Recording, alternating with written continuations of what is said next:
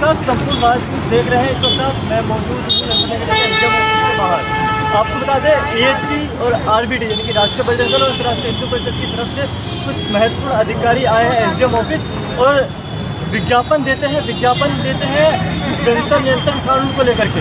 अब देश भर में चर्चा तो चल रही है, लेकिन अब जो इनके तरफ से विज्ञापन दिया जाता है तो इनसे जानने की कोशिश करते हैं अधिकारियों से कि विज्ञापन में क्या चीज़ है, क्या चीज़ नहीं है और ये विज्ञापन देने की जरूरत क्यों पड़ गई। इतना ही है कि जो देश में स्थिति चल रही है उसको देखते हुए हमें ये अभियान शुरू करना पड़ेगा, जो हमारा हिंदू रक्षा अभियान है। इसी के तहत हम समाज से बताने वाले हैं कि जो हम अपनी सुरक्षित और सुरक्षा कैसे कर सकते हैं। अच्छा, आप जागरूक कैसे करेंगे हिंदू लोगों को?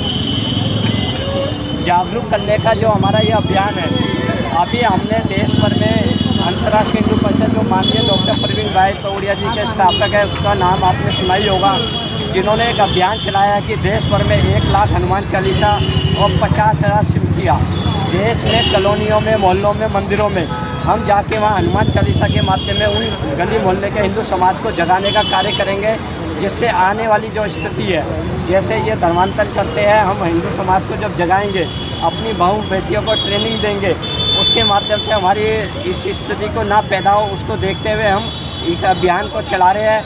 और हमारे कई ना कई बहनों के कैंप भी लगते हैं, जो हम आत्मरक्षा के लिए, उनको सुरक्षा के लिए कई चीज़ें इसमें शिकायतें हैं। जी, क्या नाम हुआ आपका? जिला उपाध्यक्ष आरबीडी।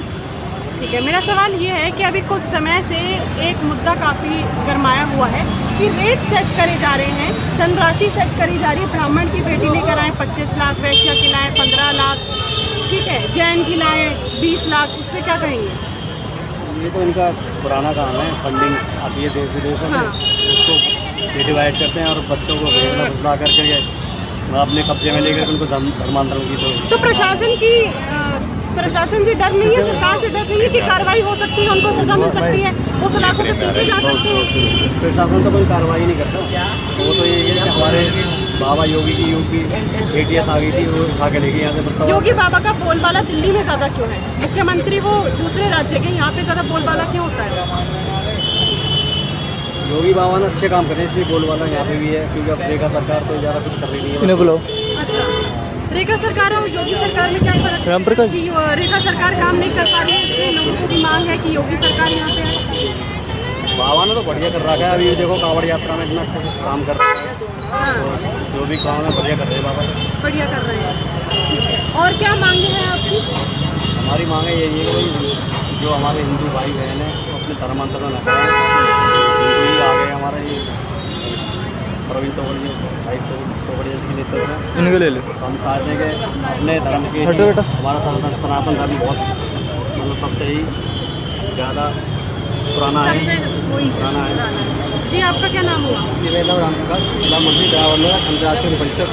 राम प्रकाश जी, मुझे ये बताएं, मेरा सवाल आप बेटा हटो, कि जिस तरीके से धर्मांतरण के मुद्दे बढ़ रहे हैं, केस बढ़ रहे हैं और लोगों में डर नहीं दिखता है, जो ये लोग काम करते हैं, प्रशासन की कमी है, कहीं ना कहीं लचीलापन है? तो इसमें ढीलापन तो है ही प्रशासन का। अगर प्रशासन सख्त हो तो शायद ये काम होएंगे। जब अभी हमारे मुस्ताबाद में केस हुआ है, तो कम से कम ये 4-5 साल से वहाँ पर चल रहा था, 25 लड़के हमने पकड़े हैं, जो कि यूपी सरकार ने, यूपी पुलिस ने आके उनका दावा बोला, छापा मारा है और बहुत भारी मात्रा में किताब निकली है। तो कहीं ना कहीं प्रशासन की भी इसमें कमी है और पुलिस का भी ज़्यादा सहयोग नहीं मिलता। अगर ये सख्त हो तो सारे काम हो ही नहीं मेरे साथ। अच्छा, तो दिल्ली सरकार से सहमत क्यों नहीं है? लगातार योगी बाबा के ऊपर लोग उनकी प्रशंसा कर रहे हैं कि वो बहुत बढ़िया काम करते हैं। दिल्ली सरकार में क्या कमी है? रेखा गुप्ता की जो सरकार है, उन्होंने भी तमाम वादे करे हैं, लेकिन लोगों को भरोसा क्यों नहीं हो रहा है उनके? देखो, रेखा जी की तो कहते हैं कि सरकार गई बनी है, 3-4 महीने वो हैं, ऐसी बात नहीं है। बाकी वो अपने हिसाब से काम करेंगे, एकदम से नहीं कर पाते।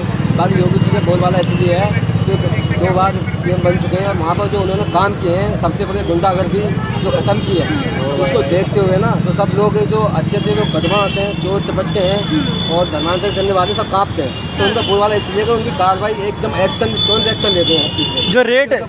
जो रेट लगता है हिंदू बहनों का, बेटियों का 15,000, 20,000, 25,000 अलग अलग धर्म के, उससे अब तो लाखों का लग रहा है, 15 हाँ। लाख 25 लाख हाँ लग अब तो लाखों में लग रहा है।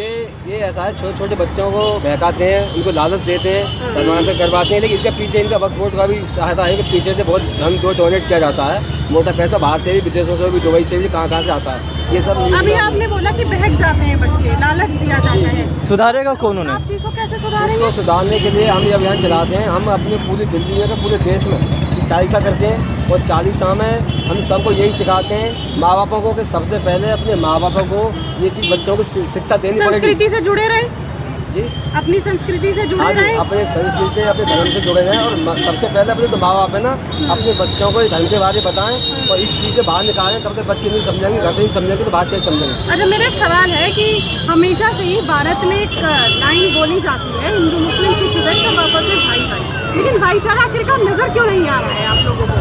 देखो जी, हिंदू सिख ईसाई ये कहने वाली कहावत है कि भाई की तो भाई हो नहीं सकते। क्यों नहीं हो ये सकते? क्यों नहीं हो सकता कि इनका ये धर्म है ही नहीं भाई। ये देखो छोटी सी बात है, ये अपनी बहन को बहन नहीं मानते, अपने बुआ की, मामा की, चाचा की, किसी को बहन नहीं मानते, तो हिंदुओं को भाई कैसे मान लेंगे? ये इनका काम काटने पीटने का ही है, बस ये काम है भाई। ज्ञापन पे क्या बोला? मेरा ये कहना है कि जैसे अभी कई विषय आपने पूछे और बताए हाँ। कि एक तो क्या होता है कि जो लव जिहाद का विषय पहले हमें समझना पड़ेगा, लव जिहाद का मतलब क्या होता है।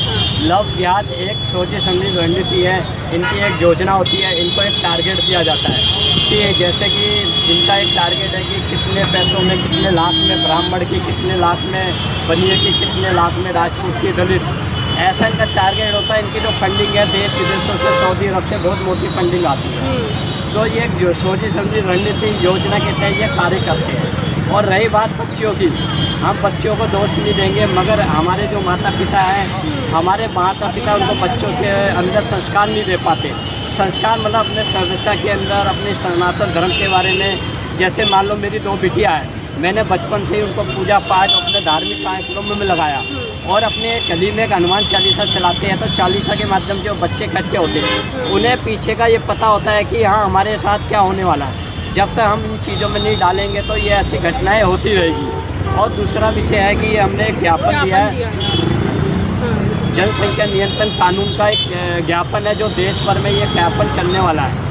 मतलब माननीय प्रवीण भाई तोड़िया जी जो अपने 15 आयाम है, जिसमें प्रमुख आयाम है अंतर्राष्ट्रीय हिंदू परिषद, राष्ट्रीय बजरंग दल, ओजस्वी महिला परिषद और छात्र परिषद, इसके द्वारा पूरे देश भर में पहले तो हम ज्ञापन देंगे डीएम के द्वारा, और प्रधानमंत्री के पास जाए। हमारे कुछ नियम है कि जैसे कि हमारे जितने भी धार्मिक त्यौहार होते हैं, चाहे यात्रा मान लो कुछ भी, उसमें हिंदुओं के ऊपर हमला होता है।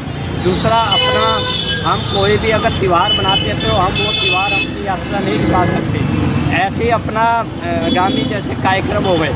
इसके अलावा कि एक तो हमें सरकार को, भारत सरकार को एक नियम बनाना पड़ेगा, एक कानून बनाना पड़ेगा। उसका कानून होगा कि 2 बच्चे, 2 से अधिक बच्चे ना हो।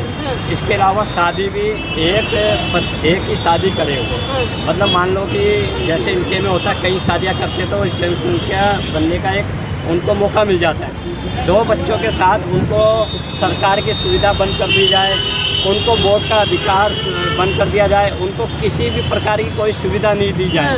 अगर 2 से अधिकतर बच्चे होते हैं तो इससे क्या होगा कि हमारे भारत की जो सरकार, जो भारत के जो स्थिति पैदा हो रही है, आए दिन जो माहौल ख़राब कर रहे हैं, उन चीज़ों को हमें करना पड़ेगा। नहीं तो ये लोग कहना नहीं चाहिए, जैसे अभी कुछ लोग परेशान हैं कि अगर ऐसा हो जाता है तो हमारा क्या होगा। अरे हम आपका विरोध थोड़ी कर रहे हैं। हिंदुओं का मतलब भारत में जनसंख्या कम होगी तो कई चीज़ें हमारा भारत तरक्की में होगा। तो ऐसे हमने ये कार्यक्रम पूरे देश भर में करे। इसके बाद आपको जानकारी मिल जाएगी, देश भर में आंदोलन भी चलेंगे, धरना प्रदर्शन भी चलेंगे। पहले ज्ञापन है, ऐसा हमारा देश भर में व्यापी आंदोलन